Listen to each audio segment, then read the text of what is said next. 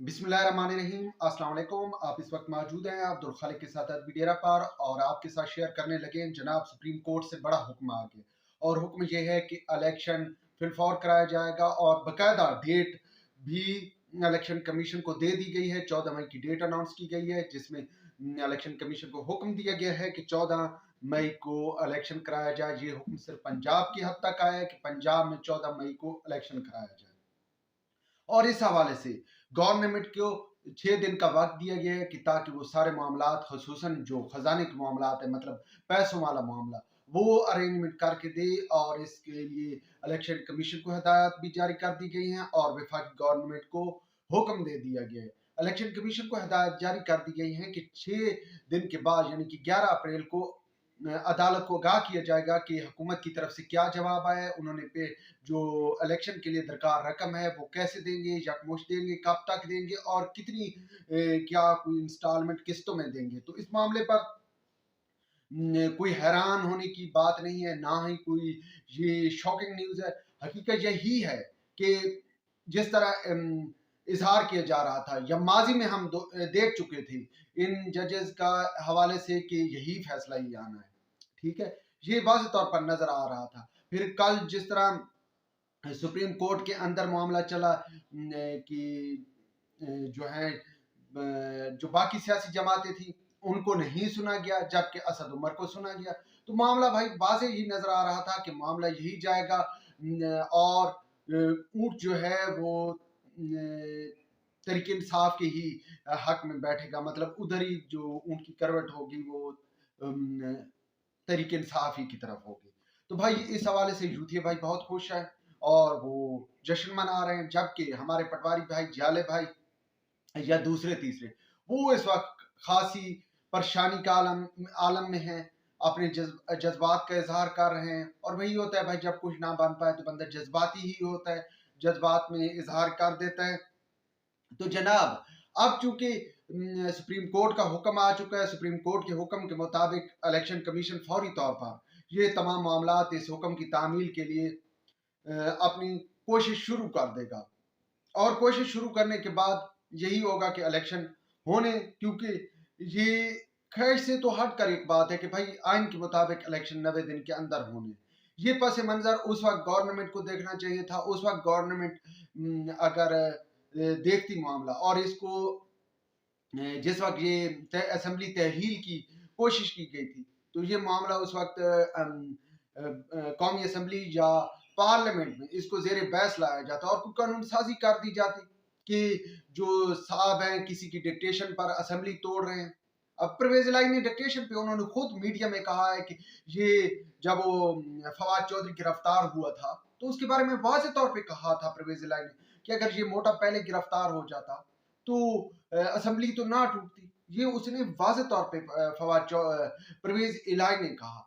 इसका मतलब है कि परवेज इलाही का दिल नहीं कर रहा था। उसने कई बार बाद में भी इसका जिक्र किया है कि वो नहीं चाहते थे कि असेंबली तहलील वो करें।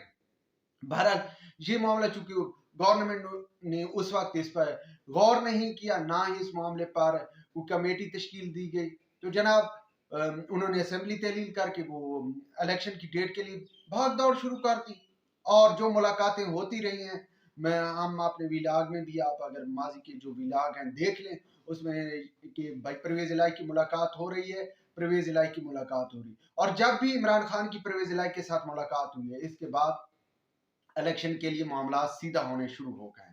तो भाई अब आ गई है इलेक्शन की डेट। अब इलेक्शन की डेट के बाद शहबाज शरीफ साहब और हुकूमत की तरफ से वाज़ेह तौर पे पैगाम आया था। नवाज शरीफ ने वाज़ेह कहा था कि जब हम बेंच को नहीं मानते तो फैसला कैसे कबूल होगा। अब देखना ये है क्या शहबाज शरीफ साहब अपने पाँव पर खड़े होंगे। अब चूंकि मामला ये है कि अगर शहबाज शरीफ साहब इस मामले पे स्टैंड ले लेते हैं, वो अगर अदालती कमात पर अमल दरामद नहीं करवाते तो भाई मामला यही है कि शहबाज शरीफ पर तौहीन अदालत लग जाएगी और जब तौहीन अदालत लगेगी तो लाजमी बात है उनके पास वजारत उज़्मा की कुर्सी नहीं रहेगी, उन्हें घर जाना पड़ेगा भाई। तो इसके अलावा भी जो शहबाज शरीफ के पास है वो है नजरसानी की अपील।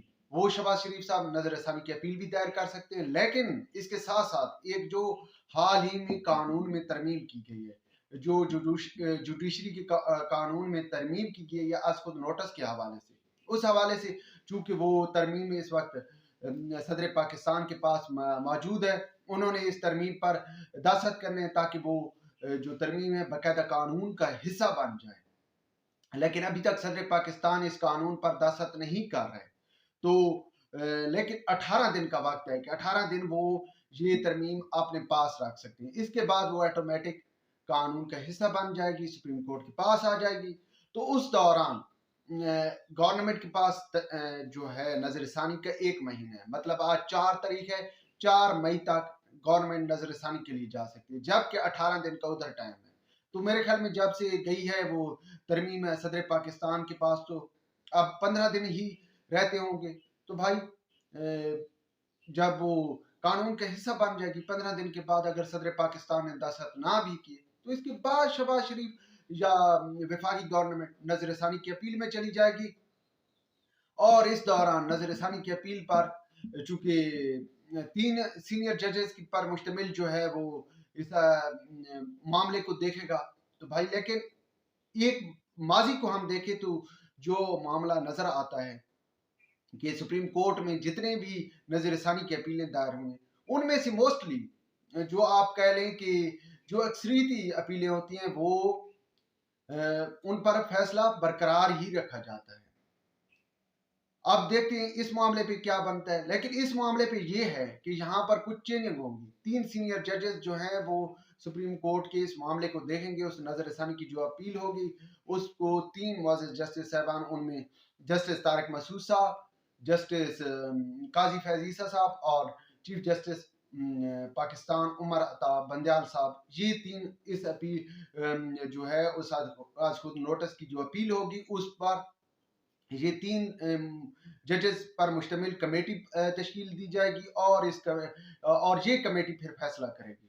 लेकिन ये तो अब 15 दिन का वक्त है। लेकिन इसके साथ साथ कि मामला जो भी हो भाई, इलेक्शन पहले ये था कि इमरान खान और हुकूमत आमने सामने थी, अब मामला ये बन गया है कि भाई सुप्रीम कोर्ट के कुछ जजेस, मुअज़्ज़ज़ जस्टिस साहबान और हुकूमत आमने सामने नजर आ रही है। और इस सब का नुकसान आवाम को ही होना है, क्योंकि जब तक सियासी इस्तेहकाम मुल्क के अंदर नहीं आता, मुआशी बहरान खत्म नहीं होगा। व्यूअर्स, व्लॉग के बारे में अपनी राय से जरूर आगाह कीजिएगा।